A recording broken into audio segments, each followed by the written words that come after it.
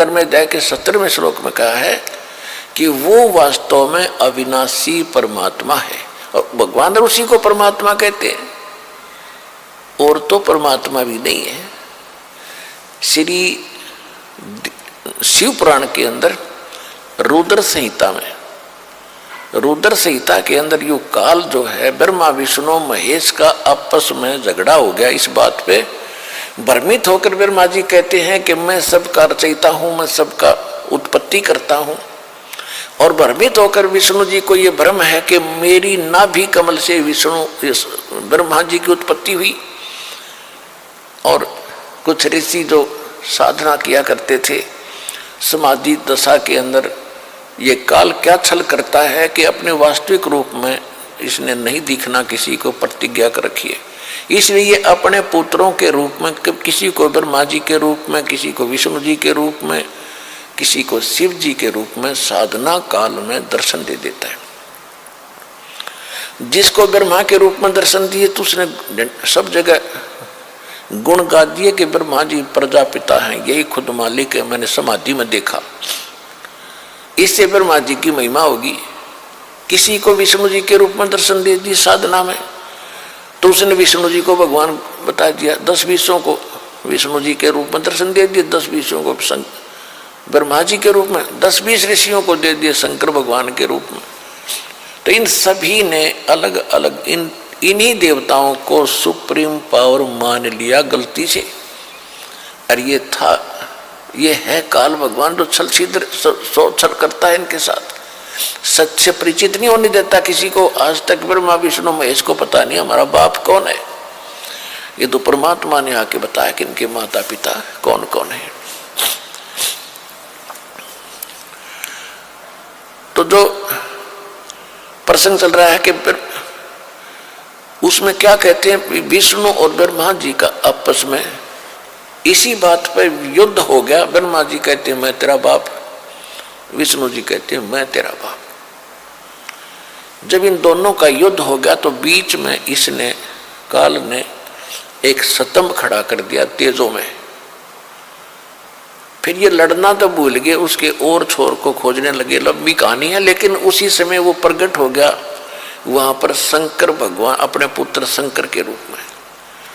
इन दोनों को समझाता है कि तुमने गलती से अपने आप को भगवान मान लिया। यू आर नॉट गॉड, तुम ईश नहीं हो।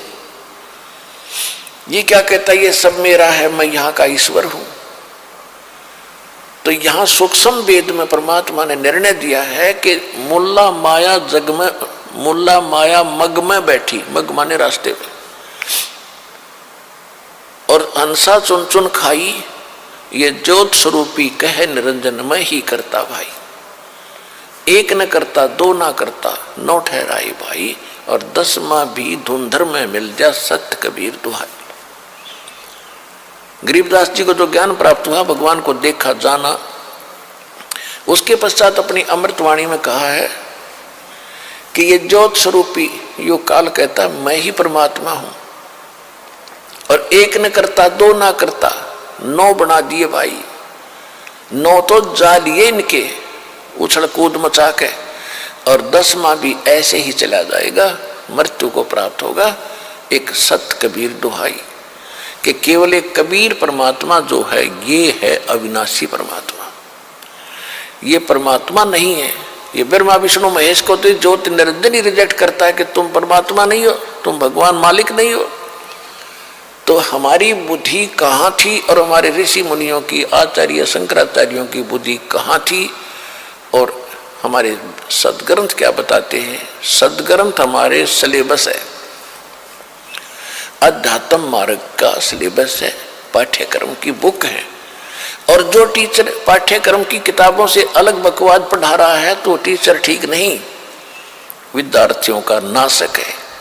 तो आज तक जितने धर्मगुरु हमारे हुए हैं वो हमारे सदग्रंथों से भी परिचित नहीं थे। उन्होंने हमारे दादे परदादों को भूत बना दिया, आप भी नरक में गए और अपने भक्तों को भी साथ डुबो दिया। फेसबुक पर हमारे पेज अमर बोध को लाइक करें और यूट्यूब पर अमर बोध चैनल को सब्सक्राइब जरूर करें। संत रामपाल जी महाराज से निशुल्क नाम दीक्षा लेने के लिए हमारे इन नंबरों पर संपर्क करें।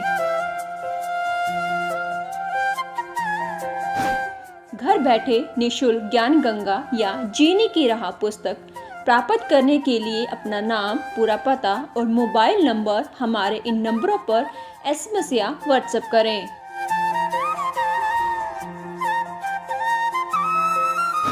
अधिक जानकारी के लिए हमारी वेबसाइट supremegod.org पर विजिट करें।